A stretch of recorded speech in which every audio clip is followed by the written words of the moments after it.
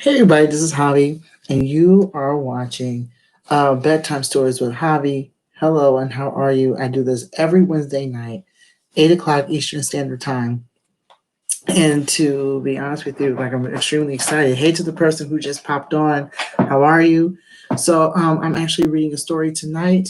It's called The Paper Princess. This is my first time reading it, so I'm very excited. But before I get started, let people know that I'm here. If you're on social media, I'm taking a social media break, but if you are on social media yourself, by all means, let people know that I'm here, that I'm live.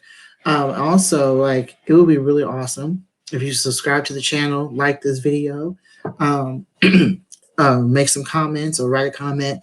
I love getting comments, especially live. It'll be very interactive. And if you are, I want to say, like, if you are very much led to, you can also like drop me a donation, like maybe like $5, $10, everything, like a little bit helps. So let me go ahead and put that down. Actually, the Cash App will be. Oops, let me see here.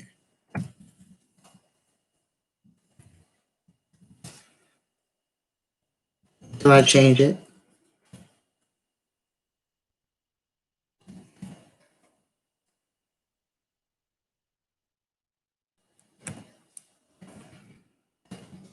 So there you go. That's a Cash App for today. Like every little bit helps too.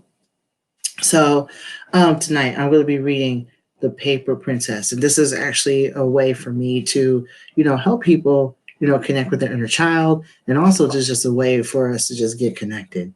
For those who don't know me, I'm a psychic, intuitive medium, and author, and I specialize in inner child therapy.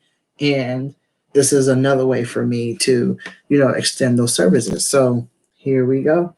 The Paper Princess by Elisa Kleven.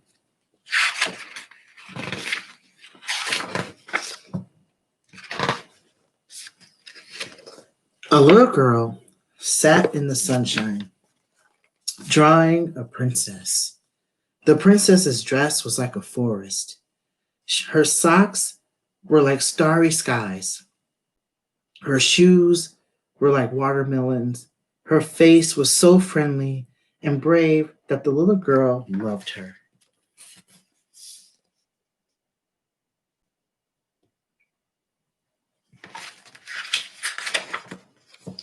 What kind of hair should I give my princess? The little girl wondered as she cut the princess out. Yarn hair will be soft, she said, offering the princess a cracker. Cotton hair will be fluffy, she thought, taking the princess for a ride.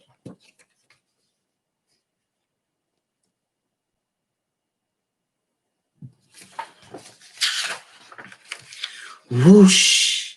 The wind sent the princess flying. Wait! The little girl chased after her. I didn't finish you. I'll finish myself, the princess called in a voice as thin and new as she was. But I want to play with you, the little girl cried. You're the best thing I ever made. Don't blow away.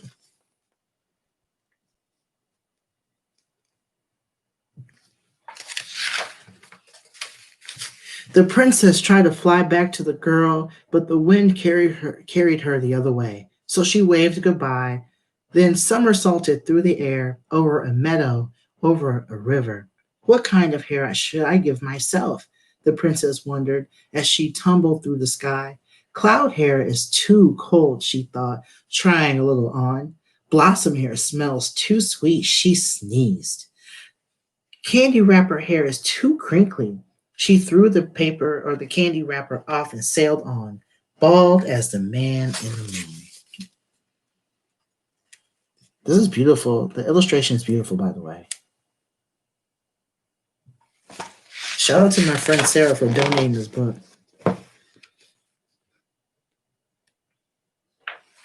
Arriving at the carnival, a boy on the Ferris wheel caught her.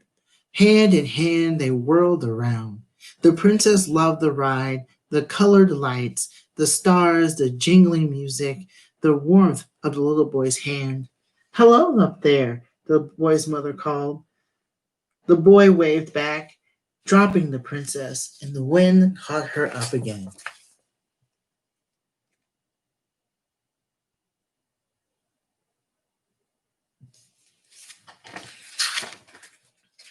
It carried her into a town, past houses smelling of supper, past children playing with dolls, past parents tucking their children into bed. The princess saw them and felt homesick. I can do without here, she said, but I wish my little girl were with me. Gently, the wind rocked the princess until she drifted off to sleep. She floated like a leaf through the night.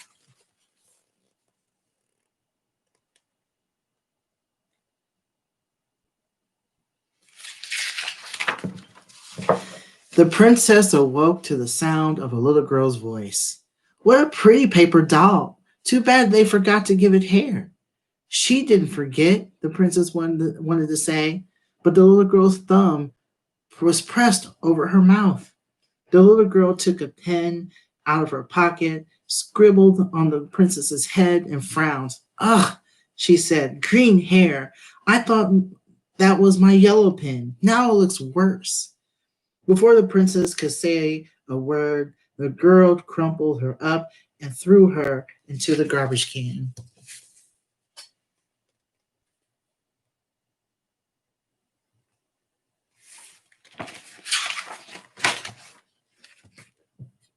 I forgot to plug in my microphone here. I'm hoping you can hear me. There you go. The princess wanted to cry. Green hair was all right, she thought. She didn't have to crumble me. Help! The princess tried to shout, but only a muffled squeak came out. She tried to jump out of the garbage can, but was too tightly crumpled to move. Children came and went, throwing trash on top of her. A jay came, pecking for food. How lucky, a buttery bread crust, the jay squawked. How sweet, an apple core, the jay pecked at the princess. How handy, a fat wad of paper. I'll shred it to pieces and weave it into my nest. Bird, don't shred me, the princess squeaked as the jay flew off with her. Smooth me out so I can see the sun and fly above the lovely world and find a little girl who made me. What's this? The jay wondered, hearing the princess. Some little creature must be caught in this paper.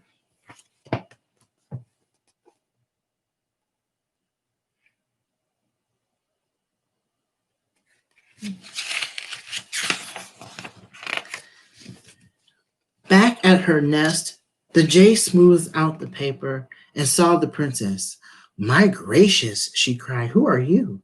I'm a princess, said the princess. The jay brushed a speck of tuna fish from the princess's face. Poor princess, all wrinkled with scribbled green hair. Let's cover it with something warm and soft. She pulled a little red hair from her nest and stuck it onto the princess's head with sap. How pretty you look, the jay remarked as she brushed the princess's hair with a feather. Is there anything else you would like? I'd like to find a little girl who made me, said the princess. Where does she live? Asked the jay. The princess tried to remember. She lives near a tree with a swing, not far from a meadow, and a river and a carnival. Do you think we can find her? We can try, said the jay. I'll carry you with my feet. Hold on tight.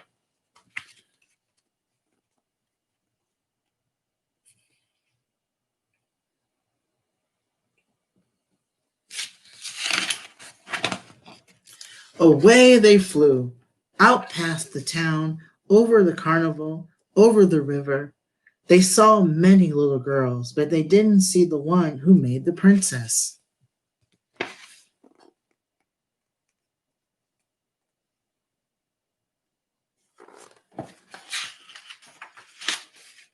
At length, the jay stopped to rest.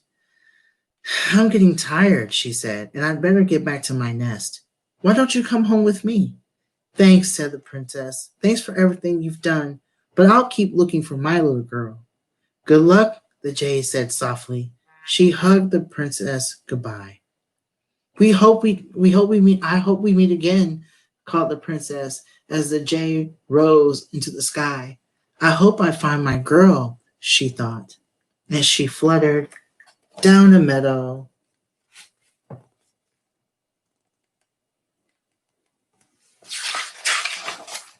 and landed beside a little boy. The boy's face was sweet but sad. "What's the matter?" asked the princess.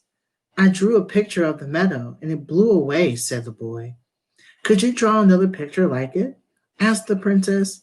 "I don't have any more paper," said the boy, "and it's getting dark." The princess had an idea. "My other side is blank," she said. "You can draw on it." "That wouldn't hurt you?" asked the boy. "No," said the princess. "I'm paper. Just don't crumple me up if you don't like your picture." "I won't," said the boy, and he began to draw.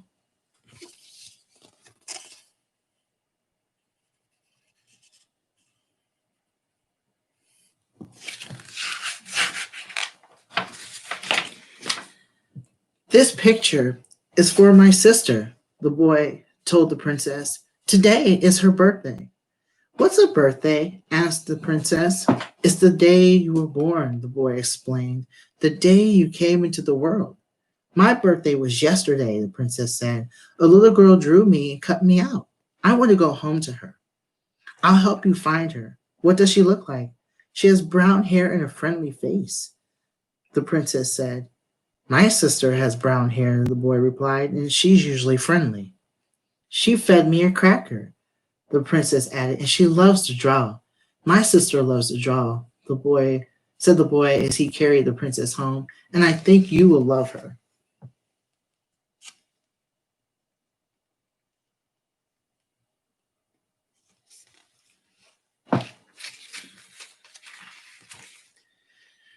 He opened the door to the house. "Happy birthday," he cried. He called to his sister, handing her the picture and the princess. "What a beautiful picture," his sister said. "But why is it shaped like—" She turned the paper over.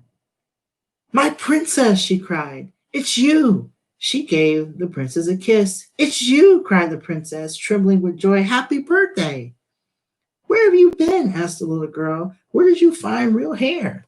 The princess told her story about the search for hair and the Ferris wheel and the lovely night and the scribble girl and the helpful Jay and the journey back to the brother in the meadow and home to the little girl.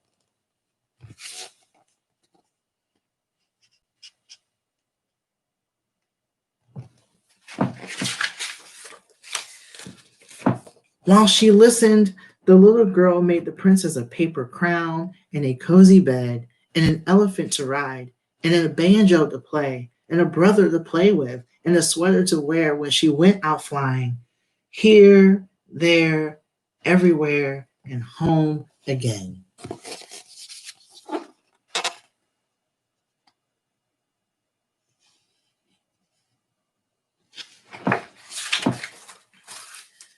Right. The end. So this is a really cool book. That is the end of the Paper Princess. And I really like this book. It's my first time reading it. And the reason being is because, at least as far as me liking it, is because um, it's about not only like chosen family and finding new friends, but this is also about finding a home. Like finding a home that is for you, right? Finding a home that's for you and finding a home filled with people who really love and cherish you and just being created and having a voice, um, and speaking up for yourself, in order to be created in your own image, right? And I love the fact that the Paper Princess, even though she missed a little girl, she also had like an adventure of her own. So she was given the freedom. She gave herself the freedom, to not only be herself, but to like explore the world. And I feel like a lot of people, when they were children, would like to do that. They had, all these worlds. They've always wanted to travel the world or also like be a part of something bigger, right? And so that's what I got when I read, the Paper Princess. I highly recommend it. If you don't have a copy, I highly suggest you get a copy of the Paper Princess. Is really good. I really like the lesson that came from it. So, if you really enjoyed that story, by all means, let me know in the comments. You can also like the button or click on the like button Also share, let people know that I'm here. If you never want to miss another story or miss another video, because I do other things on here as well, be sure to subscribe to the Inner Child Collective YouTube channel. The more people know about it, the better, because it's just another way for us to get connected to our inner child. If you would like a more personalized service in regards to, having a bedtime story read to you, you can actually click on one of the links down below in the descriptions where you can actually book an appointment to get a service from me. I'll not only do bedtime stories, personalized bedtime stories, but I also do other services as well, such as like card readings, oracle card readings, and inner child archetype readings. So a lot of people get a lot out of that, and I have like some. Um, I do all kinds of stuff on this channel. Also follow me on Instagram, Twitter, and Facebook. And I think that's about it. Oh, follow, and you can also listen to my podcast, The Inner Child Collective, anywhere on any major um, site. Yeah, any major site that like where you can listen to podcasts. What was it? Like Anchor is one of them. Apple is one of them. Apple Podcasts is another. So, and also there's a Spotify and a few others too. So that is all I have for tonight. Thank you so much for everything. If you would like to have me read a title, or you have a title that you would like to introduce to me, by all means, let me know. As long as it's a children's book and it's not violent or anything like that, I'll definitely read it for you. Just put the title in the comments, or you can just send it to me by sending me the title. Sending me the title. Excuse me, I can't even talk today. Send me the title by emailing the innerchildcollective@gmail.com. So thank you so much. I really appreciate it. If you want to leave a donation, the Cash App is right there. And I'm looking forward to doing this again next week. So till next time, peace.